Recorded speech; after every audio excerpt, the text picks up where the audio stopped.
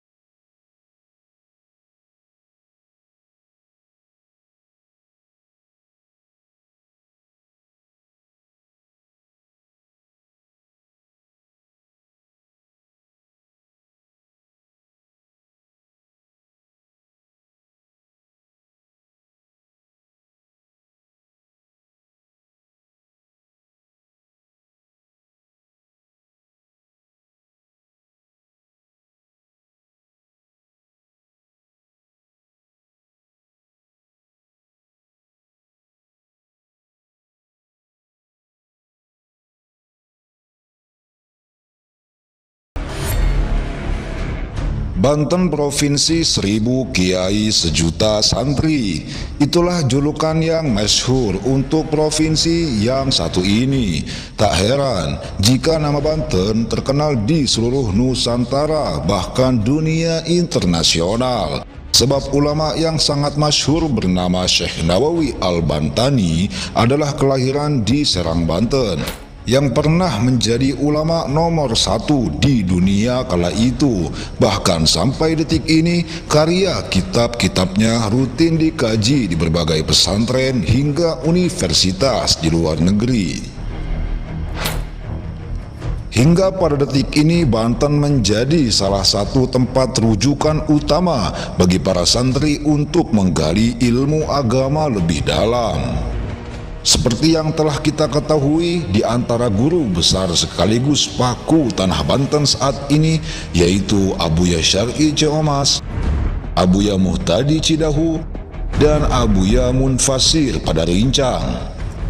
Sebelum beliau-beliau yang menduduki posisi intelektual di tanah Banten, ada beberapa ulama sebelumnya yang dijuluki sebagai gurunya para guru, kiainya para kiai.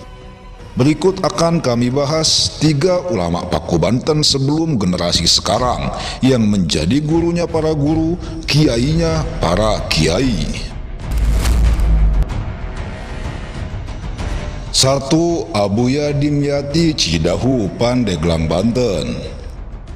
Abuya Muhammad Dimyati bin Syekh Muhammad Amin atau yang lebih dikenal dengan Mbah Dim merupakan sosok ulama karismatik asal Banten yang sangat luar biasa. Nama beliau ditulis dengan tinta emas oleh sejarah sebab murid-muridnya tersebar di mana-mana, mulai dari tanah Banten sendiri, penjuru Nusantara, bahkan tak sedikit juga santri dari luar Indonesia yang berguru pada beliau. Di antara muridnya yang sangat masyhur yaitu Abuya Usuk Caringin, Abuya Munfasir pada Rincang, Habib Hasan bin Ja'far As-Segaf, Abuya Uci Turtusi, dan yang pasti Abuya Muhtadi dan Abuya Murtado yang merupakan putra dari Abuya Dimyati yang paling menonjol saat ini. Semasa hidupnya Mbah Dim dijuluki sebagai gurunya para guru dan kiainya para kiai, sebab mayoritas ulama di Indonesia kala itu rata-rata pernah berguru pada Mbah Dim. Jika membahas karomah kesaktian Mbah Dim, nampaknya tak akan ada habis-habisnya. Banyak sekali kisah nyata yang menceritakan saat beliau mampu membaca pikiran orang, berada di 2 tempat dalam waktu yang sama. Bahkan ada yang masih sering melihat beliau ziarah ke makam Syekh Abdul Qadir Al-Jailani padahal beliau sudah wafat. Beliau berguru pada berbagai ulama sepuh di tanah Jawa, yang mana kesemua gurunya bermuara pada Syekh Nawawi Al-Bantani, Yang lebih menakjubkannya, setelah beliau berguru, tak lama kemudian para ulama sepuh wafat.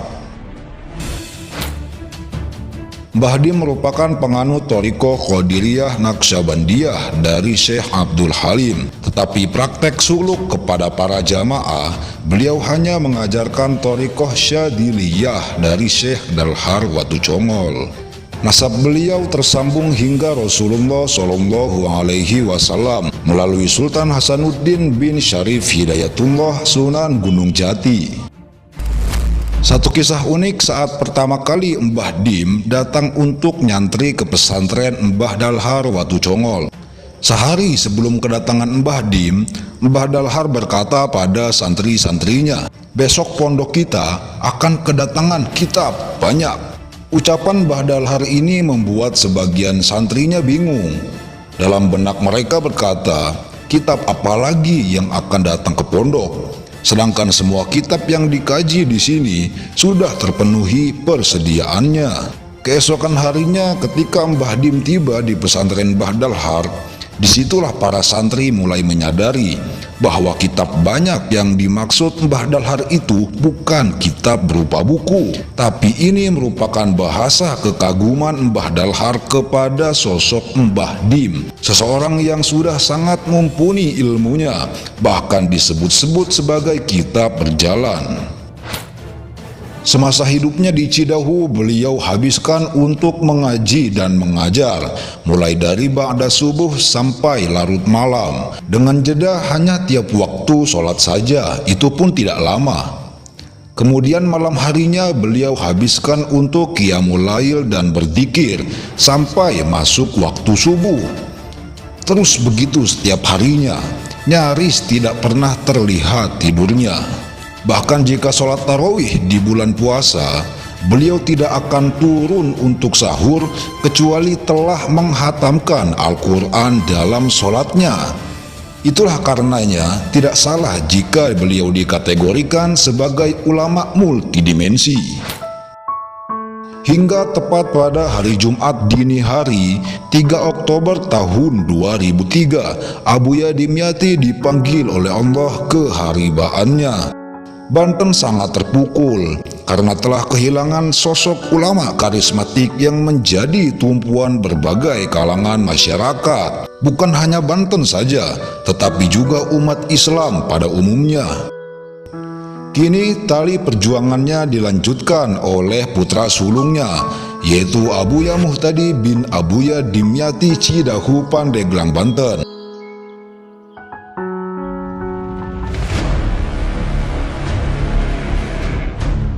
Dua Abuya Sanja Kadukaweng Pandeglang, Banten. Ulama Paku Banten yang terkenal sebagai gurunya para guru dan kiainya para kiai berikutnya adalah Abuya Sanja Kadukaweng Pandeglang atau yang lebih diakrab Mama Sanja. Meski beliau tak ingin disebut Abuya atau Mama dan lebih memilih dipanggil Akang, namun nyatanya santri beliau tersebar di mana-mana. Bahkan para santri kala itu berpikiran, meski sudah mondok di mana-mana, belum lengkap rasanya ilmu yang dimiliki jika belum pernah merasakan ngaji alat di Mama Sanja Kadukaweng Pandeglang, Banten. Sebab itulah semasa hidupnya beliau dikenal dan dijuluki sebagai rajanya ahli alfiyah. Alfiyah sendiri merupakan kitab klasik jenjang teratas dalam kategori ilmu nahwu sorof yang terdiri dari 94 bab 1002 bait. Isinya membahas detail tentang tatanan sastra bahasa Arab yang baik dan benar, karangan Syekh Muhammad Jamaluddin bin Malik dari negeri Andalusia yang sekarang bernama Spanyol, yang dulu masyarakatnya masih mayoritas beragama Islam. Baik, kita kembali kepada sosok karismatik Abuya Mama Sanja. Banyak sekali kisah yang menceritakan betapa tingginya mahabbah atau kecintaan beliau terhadap gurunya.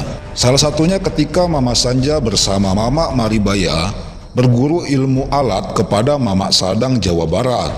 Kala itu masih di masa penjajahan Belanda. Sebagai salah satu ulama yang sangat berpengaruh, Mama Sadang Jawa Barat diculik oleh pasukan Belanda dan meninggalkan ribuan santri yang menuntut ilmu di pesantrennya. Sehubung dengan kejadian itu, satu persatu santri Mama Sadang memutuskan untuk pergi dan meninggalkan pesantren. Hanya tersisa 2 santri saja yang masih menetap di pesantren. Setelah 3 tahun diculik, akhirnya Mama Sadang dilepaskan oleh pasukan Belanda dan kembali ke pesantren. Melihat suasana pesantren yang sangat sepi, lalu beliau bertanya pada istrinya, "Ini santri pada kemana? Kok sepi sekali?" Istrinya menjawab, "Semuanya sudah pergi dari pesantren, tinggal sisa 2 orang saja yang selama 3 tahun ini mereka selalu mencangkul dan mengurusi kebun setiap harinya." Karena penasaran, Mama Sadang pun menemui kedua santri itu dan berkata pada mereka, "Untuk apa kalian berdua masih ada di sini? Sekarang kalian pulang ke kampung kalian masing-masing dan amalkan ilmu yang telah kalian pelajari." Ya, kedua santri itu adalah Mama Sanja dan Mama Maribaya. Beliau berdua setia menunggu kepulangan gurunya meski harus menunggu bertahun-tahun lamanya. Sepulangnya dari pesantren Mama Sadang, keduanya berhasil mendirikan pesantren di daerahnya masing-masing. Ternyata kedua pesantren itu mampu memperoleh ribuan santri karena terkenal dengan ilmu alatnya. Persis seperti pesantren gurunya Mama Sadang yang juga terkenal dengan ilmu alatnya. Sungguh menakjubkan.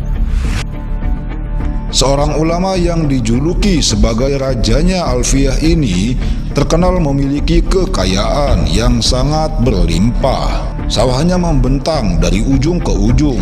Saking luas dan banyak sawah kepunyaannya, sampai-sampai beliau tidak diperkenankan lagi membeli sawah oleh pemerintah atas nama beliau, sebab sawahnya telah berjumlah ratusan hektar.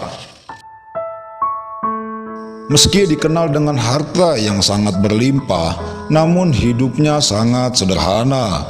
Di sela-sela waktu kosongnya mengajar, beliau selalu menyempatkan diri untuk mencangkul di sawah.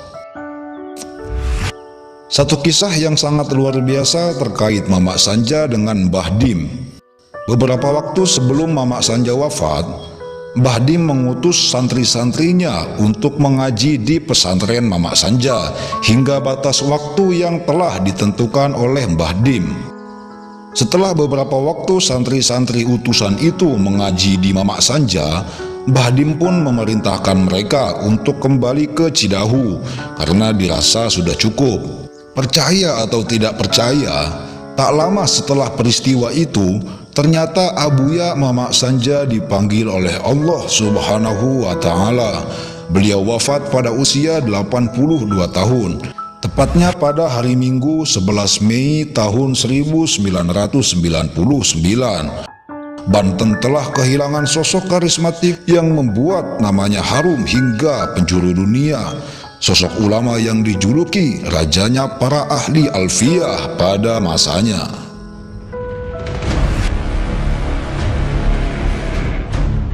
Tiga, Abuya Bustami Cisantri Pandeglang, Banten. Ulama Paku Banten yang terkenal dengan keberaniannya ini bernama Abuya Ahmad Bustami bin Ahmad Jasuta. Beliau merupakan mubalik terbesar di Banten pada era 80-an.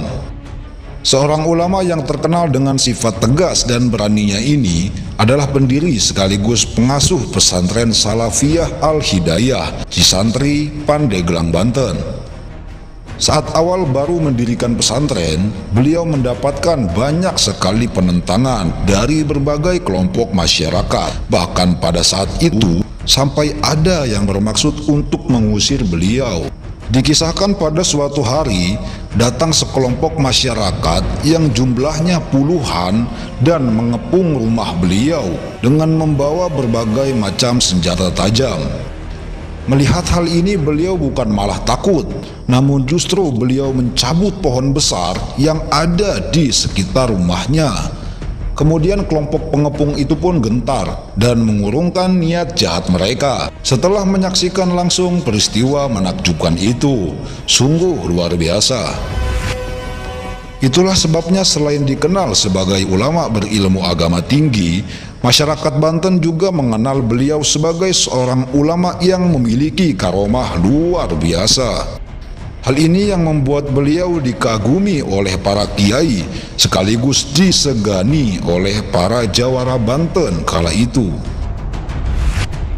Dulu Abuya Bustami pernah dipenjarakan oleh salah satu manajemen terminal bis. Namun anehnya, selama beliau di dalam penjara, perusahaan terminal bis itu mengalami kerugian yang sangat besar. Dan banyak bis dari perusahaan itu mengalami berbagai macam kecelakaan. Wallahu a'lamu bishawab. Zuhud dan waro adalah prinsip hidup beliau. Ketegasan dan keberanian adalah sifat yang menonjol dari jiwa ulama yang satu ini. Di samping memang karomah beliau telah banyak yang menyaksikannya.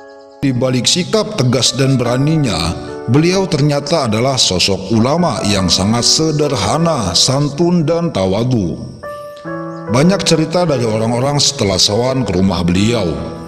Dari luar rumahnya terlihat cukup bagus, tapi begitu masuk ke dalam, ternyata sungguh sangat sederhana. Hanya beralaskan karpet dan tak ada bangku mewah.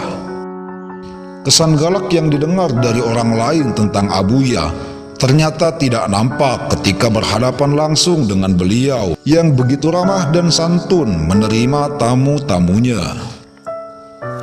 Hingga tepat pada hari Senin 27 Desember 2004, Abuya Bustami dipanggil oleh Allah Subhanahu wa Ta'ala.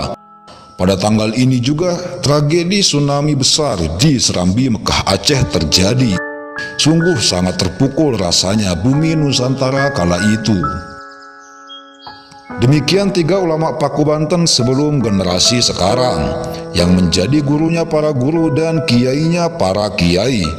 Jasanya pada bumi Nusantara takkan pernah terlupakan. Meski jasadnya sudah terkubur di dalam tanah, namun ruh para aulia akan terus hidup sepanjang masa. Semoga kita semua diakui sebagai murid beliau, hingga kelak Allah kumpulkan kita bersama beliau-beliau di surganya.